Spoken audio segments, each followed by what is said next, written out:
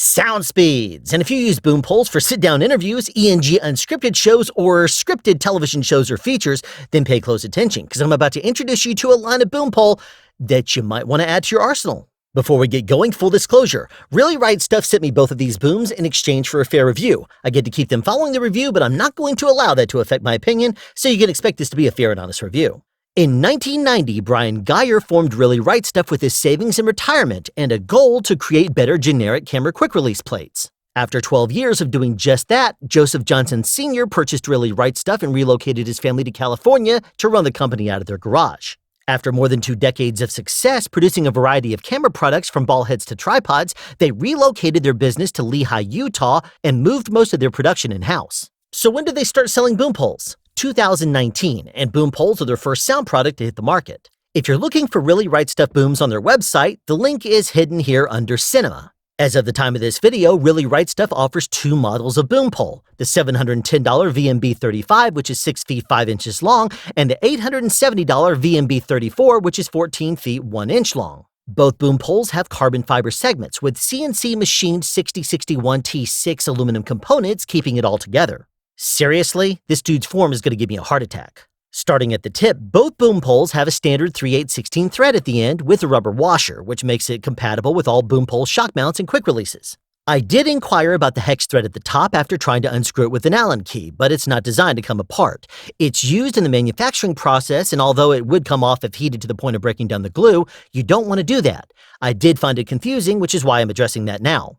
The carbon fiber tubes are 1 millimeter thick, and they are smooth to the touch, but they give off a really weird resonance when you slide your hand up and down them. The total diameter of the boom is 36.7 millimeters if you don't count the aluminum piece on the end. The segment locks are about 2 fingers wide and covered over in rubber. They do their job well and lock effectively with only a quarter of a turn, especially when the boom pole is extended vertically. Unscrew one of the knuckles and you'll find greased threads on the end of each segment, 2 half-cylinder plastic pieces with a circle in each to align it to the carbon fiber segment that has a fitted drilled-out circle as well. Truth be known, this is a monopod design, not a boom pole design. At the butt end of the boom pole is an aluminum piece with a cage and a rubber piece at the end. The aluminum piece is 51.2 millimeters thick at the widest and has 3 accessory slots, one for a cold shoe and 2 threads, one 3/8/16 and the other 1/4-20. This, by the way, is a unique feature to Really Right Stuff booms. Below this piece is a cage that allows a cable to flow into the boom pole if you're using it internally straight cabled, or allows you to connect up an XLR to the integrated XLR jack if you're using it internally coiled cabled. Another thing about the cage is that if you unscrew this red piece just a little bit, it allows you to pick the exact angle you want the cage to be fitted and locked at. But there is a design flaw with this piece. If you try to stick a cube-style transmitter on there, it won't fit in there because the cage is too big. And here's another thing. If you unloosen this piece altogether in order to connect up the cube-style transmitter directly to it, it's no longer locked in there. So you might say, well, I'm going to take this piece off. The rubber piece is in the way now. Now onto the VMB-35 boom by itself. Designed as a travel pole, it's a 5-section boom that collapses down to 2 feet 1 inch long and weighs 1.65 pounds. It comes standard with an internal coiled cable, which should do fine if you use it for ENG or sit-down interviews, but you can also remove the internal coiled cable in XLR if you'd rather use it uncabled or with a straight cable. Just note you'll have to cut the cable somewhere if you want to remove it or add another. The coiled cable going through the middle of the boom has little zip-tied rubber pieces integrated there, which help keep the coil from making contact against the inside of the boom, which can be an issue on internally coiled cable booms. Just like the male connector, the female connector at the microphone end of the boom is unbranded, but it doesn't feel like it's a cheap knockoff and resisted my tugging on it quite a bit without making noise. As you plug it into a microphone, you'll notice that it's low profile and right angle. A couple of things to note about the documentation. It's mentioned under specs that the height is 1.8 inches and the width is 2 inches, and that's referring to the metal piece at the bottom, which is slightly longer in one dimension. Also note that this boom doesn't come with a hex key, so don't go looking for it. On the other side, the manual does a good job of explaining the anatomy of the boom, but note, it does mention here a 3/8/20 thread, but that's a typo. It's indeed a standard 3/8/16. Moving on to the VMB-34 full boom. At just over 14 feet long and 2.2 pounds, this 4-section boom pole is a great length for most situations you'll find yourself in on a film set. It comes with an internal straight cable, and I love seeing the Neutrik connectors connected on both ends by Canary L4E5C thin star quad cable. Really Right Stuff chose a great cable there. The VMB-34 lacks the thinnest inside segment that the VMB-35 has, and as a result, you can remove these 4 hex screws with the included 3/32 tool, and the cable slides right through the middle. It's not the quickest boom on the market to retrofit the cable through, but it does work. The tip where the cable comes out gives you plenty of room to knot up however you'd like. Because this boom is only 4 segments, it doesn't collapse down as short as a 5 or a 6 segment boom does, and if Really Right Stuff ever decides to make a longer boom, they couldn't make it more than about 18 feet long extended or it'll be too long, unless they bring back a 5th segment. The documentation included also does a good job of explaining the anatomy of the VMB-34 boom, but it does have the same 3H20 typo in it, but aside from that, it all makes perfect sense. Both booms are made in the USA, and it's proudly displayed across the bottom of the boom poles. The aluminum pieces are machined in-house, and although the carbon fiber segments are sourced in nearby Salt Lake City, they're cut to length in-house where the boom poles are assembled. You may be wondering how both boom poles handle. Well, at full extension, only a couple of inches of each segment is sticking into the larger segment that it fits into. That can be problematic when using a heavier microphone or windscreen option. Imagine a carbon fiber tube and a smaller segment on the inside. If only a little bit of that boom is sticking out, it's going to be a lot of weight on just a little bitty part of that carbon fiber, and that could lead to breakage. So instead, leave a little bit more of that boom inside of the previous segment, and it's going to be a lot more stable. The segment instability can be demonstrated if you fully extend a segment and then secure it to a flat surface. See how much the segment is wobbling? That's even when the segment is locked down, and it should be secure, but it's not stable at all. It holds the way it should if you retract each segment back into the pole about 3 or 4 inches, but then it shortens the overall length of the pole when extended by about a foot. It does make it feel much more secure though. While using the 14-foot boom, I was tempted to mark each segment with a Sharpie so that I know the farthest out I could extend each segment without it becoming wobbly. The shorter travel pole has the same wobble, but it's a lot less noticeable in the smaller segments. I used a 16.9 fluid ounce or half-a-liter water bottle as a weight reference at the end of the 14-foot boom pole at full stick. You really feel the wobble if you do fast movements. Granted, I am being a bit aggressive here, but the effect is exaggerated enough so that you can see it. If you're wondering, yes, it does make it a bit noisier too. When you run with a boom pole, some poles are stiff and snap exactly where you want them to, while other booms have a little spring in them which absorbs less than stable handling. This boom is more on the stiff side, but it does spring somewhat. It should also be noted that both boom poles carry with them a 5-year guarantee on materials and workmanship, which is going to come in handy if you're in the United States and you need to get the boom serviced for some reason. So what do I think of the Really Right Stuff booms? Well, I think it's best if I share my thoughts with you over a nice cup of hot chocolate. There's a lot more that goes into making hot chocolate than you might think of. Sure, you could go the easy and cheap route, Swiss Miss powder and hot water, but I'm going to go for a more premium route. Fresh camel's milk, and this Silly Cow Farms hot chocolate all natural. The powder itself is pretty complex. It's a mixture of a bunch of things processed together, then portioned out so that you can have a cup of hot chocolate at the ideal strength every time, as long as you use the standard size cup. Just like hot chocolate powder, boom poles are quite complex and a lot goes into them as well. Cheap boom poles that cost under $100 often cut corners like, for example, they may have a lot of handling noise, so the manufacturer will put foam around the outside as a cheap way to fix it instead of actually fixing the issue itself. That's forgivable on a cheap boom because you're getting a good deal. The Really Right Stuff boom, on the other hand, gets about 90 to 95% right, but to me, that's worse than making a garbage boom itself. A bad boom will always be a bad boom, but at least you're getting it cheap, but a boom that's mostly good is a disappointment.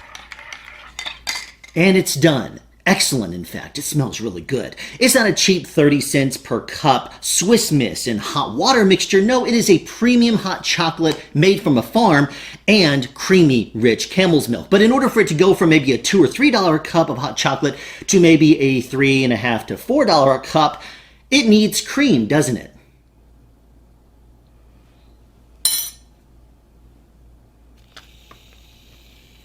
It's still mostly edible, but it's that little percentage that's not that completely messed it up and negated all the goodness it ever had.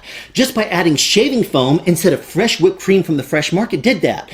And this is no longer a $2 or $3 cup of hot chocolate that could have been $3 or $4, but now instead you can't drink it. I do want to make something very clear before we move on.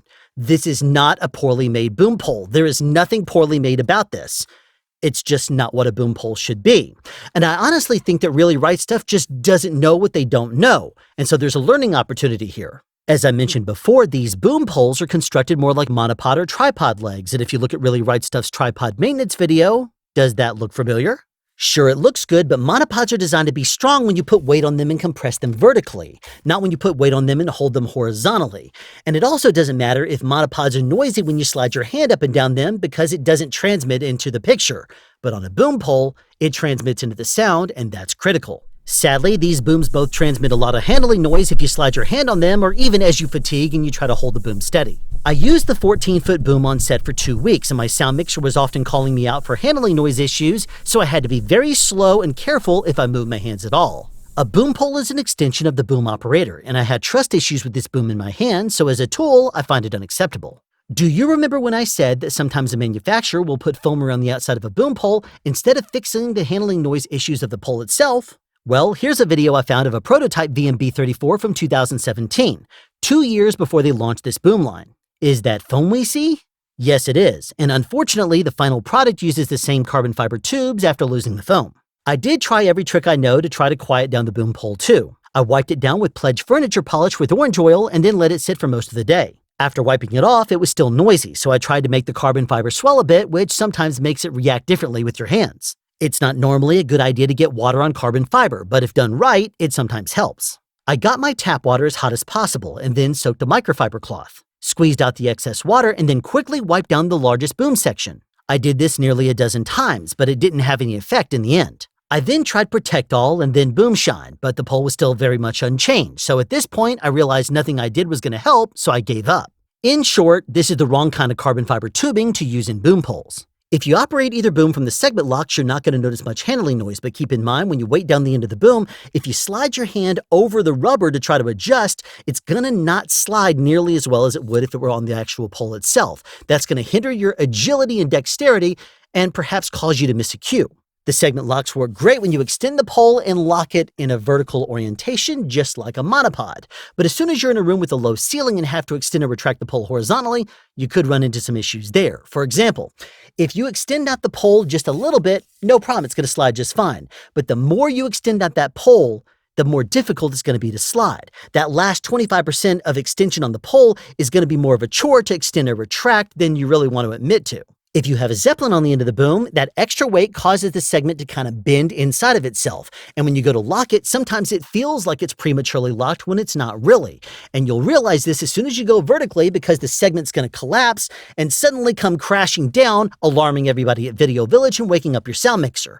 In short, the knuckles need to be tweaked for horizontal use. All is not lost when it comes down to the segment locks. For example, when they engage really well. With less than a quarter of a turn, I'll extend it up and then lock it into position. Watch this. It's not budging. That really comes in handy when you're using something like an articulated segment because it will completely hold the thing horizontal and not release and suddenly swing downwards. On some brands of booms, you really have to crank down each segment in order to get it to lock that effectively. But on the Really Right Stuff, that's not an issue. Really Right Stuff booms are incredibly crafted and are very well made. They're solid as a rock, in fact. But with that comes a price, and that price is weight. At 2.2 pounds, this 14-foot boom is the heaviest 14-foot boom on the market. And while that's not an issue if you're using it like a monopod in a vertical orientation, as soon as you go horizontal with the pole and hold it, you really feel that weight. This end piece is very innovative, but very weird. I understand the purpose, to mount something with a cold shoe, a 3/8/16 or a 1/4-20 threads on it, but there's no sound product on the market that mounts that way. So in all honesty, it's like trying to reinvent the wheel. Now, I do understand that you could take the 1/4-20 threads and put it onto a tripod and mount it that way, but in all honesty, with the weight of a boom pole, a microphone, maybe wind protection, I don't want to trust that on a 1/4-20 thread. To me, there are better options available on the market, like for example, a C-stand and a Boom Buddy. As of the time of this video, Really Right Stuff has had these boom poles on the market for between 1 and 2 years, but they still don't have anything in their catalog that mounts on the boom pole, and believe me, I did ask. The closest things Really Right Stuff sells are these attachments, but none of them are designed for use with any piece of sound gear, so this entire piece of the boom is completely useless. I do like that you can add or remove a cable from the 4-section boom without soldering, but the 4-hex screw system, I think could be streamlined so that it's quicker and easier. Maybe even make it so that way you don't have to use a tool at all. But I could not be happier with the choice of Neutrik and Canary on their cable. On the travel boom, the connectors and the coiled cable were sourced well and well put together. The only thing I'm not crazy about is that the connector isn't serviceable. I did try small hex keys and pressing in the holes, but nothing released, so if you ever need to troubleshoot a scratchy connector, you'll have to cut the end off and just solder on another one instead. The mail-in certainly looks great, and it's functioned flawlessly so far, so no worries there. I like the idea of the little rubber pieces on the inside of the coiled cable, but the boom transmits so much handling noise, I didn't even notice the cable on the inside. Maybe that means that it's an effective system. I really do like the innovation of this cage piece and how you can very easily unscrew it, pick the exact angle you want, and lock it back into position. What I don't like is that if you remove it all together, this red piece does not come off of the cage very easily. This is not a hex on the inside, so you cannot remove the rubber piece and then slide it off and then put the rubber piece back on. So this red piece is stuck to the cage. If it were not, and it could go back on very easily, then you could easily plug on a plug-in transmitter and it would be just fine. However, there are better systems. For example, on Loon boom poles, there's a wing. On K-Tech poles, there's a side exit for a transmitter. You could very easily innovate something like that if you wanted to, Really Right Stuff. I did ask Really Right Stuff if you wanted to internally coil cable the 14-foot boom, or if you wanted to straight cable the travel boom, did you have the option to buy the parts to make that work? And they said, no problem. Simply call them up or shoot them an email and they'll gladly get you those parts and sell them to you. It would be nice if Really Right Stuff put those pieces on their website so that way you could actually buy them if you wanted to straight from the web. But that's not an option at this time. Now, this little rubber piece at the bottom is designed for you to kind of absorb some impact, but let the truth be known, it's not that soft, so you still have to be gentle because it transmits a lot of noise up through the boom. I did use the 14-foot boom in both wet and dry weather, and I even stored it while wet and the segments were locked, which is a huge no-no in the world of boom operators. But I'm proud to announce that the boom had no problem recovering the next day. The segments simply unlocked just as they always would, as if nothing had happened. So it exceeded my expectations there. It's true that a professional boom operator can use any trick of the trade and get good results out of it, but this boom didn't make it very easy. But I will add that after 2 weeks of use, the horizontal locking of the segments did start to work a little bit better. Either I got used to it or the segments actually kind of broke in a little bit. So that's good. Let me also add that if I hadn't already committed to using the boom pole for 2 weeks, I would have returned it after the first day. There's a lot of metal and rubber that could be removed off of these booms and make it lighter and better for us boom operators. But let the truth be known, it's very well made. It's just not ideal for a boom operator. So perhaps the camera gurus over there should consult sound people when they make a product for sound people. As it is now, I felt like my reaction time was off while using this boom, and I did not trust it like I do other boom poles. Now, I do really think that Really Right Stuff has the core base of a good product here, and with a few tweaks, they could create a boom pole that is a major player and probably do quite well. But this pole right now, it's not quite there just yet. This boom pole story is a tragedy because it's extremely well made, but not what a boom operator is going to be happy with, especially at the price point of $710 or $870. I put links to the Really Right Stuff booms in the description below, and if they make any changes or updates to these booms and I hear about it, I will put those changes in the top line of the description as well. Time will tell what Really Right Stuff chooses to do with their boom line. They could scrap the whole project altogether and just stick to camera stuff. They could decide that my opinions are just those of one person and completely forget everything I said. Or they could incorporate in some or all of my ideas to make their boom line better, at least in my opinion. Regardless, know this. Really Right Stuff, I'm rooting for you, and have reasonable consultation rates. Thank you for tuning into this episode of SoundSpeeds, and be sure to tune in the future for more brutally honest product reviews, suggestions, and sound advice. Have a question you'd like answered or want to add something? Be sure to write it in the comment section down below. You can also make a suggestion for future topics of discussion. Again, comment section down below, or you can email me at soundspeeds@yahoo.com. Be sure to subscribe and turn on notifications so you won't miss out on future sound advice.